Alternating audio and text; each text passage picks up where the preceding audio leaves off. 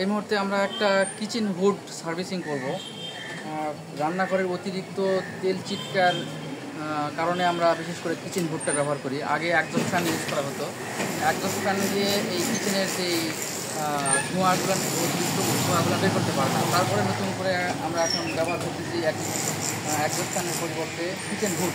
আর এই kitchen hood যখন অনেকদিন পরে যে তেল চিটকা হয়ে ময়লা হয়ে যায়, তো ময়লাগুলো এমনিতে নর্মালি সাবান বা ভিম দিয়ে পরিষ্কার করা সম্ভব হয় না। সেক্ষেত্রে আমরা এখন ইউজ করতেছি কিচেন ক্লিনার, একটা স্প্রে। এটা অনেক পাওয়ারফুল এবং সুন্দর পরিষ্কার হয়। চলুন দেখা যায় কীভাবে এটা কার্যকরী কাজ করে।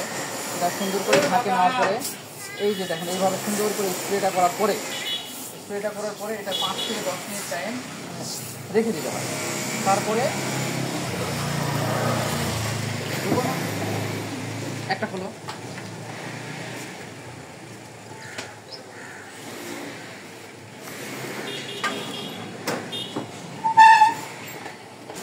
দেখুন, অতিরিক্ত যে ময়লাগুলো আছে ঠিক আছে, ময়লাগুলো তেল চিটকাগুলান কখনোই এটা এমনিতে নর্মালি কোনো কিছুতে উঠানো সম্ভব হয় না।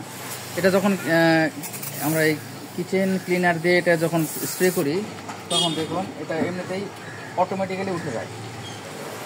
5-10 মিনিট থাকলে এটা এমনিতেই এই ময়লাটা উঠে যায়, একটু সুন্দর পরিষ্কার হয়ে যায়।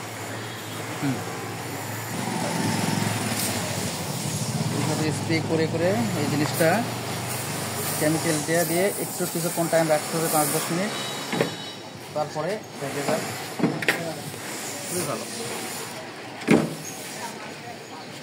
নিচে রাখো।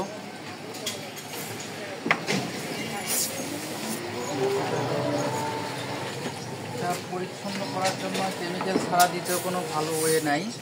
তো আমরা চেষ্টা করব সবাই যেটা প্রয়োজন অনুপাতে কেমিক্যাল দিয়ে পরিষ্কার করার চেষ্টা করব।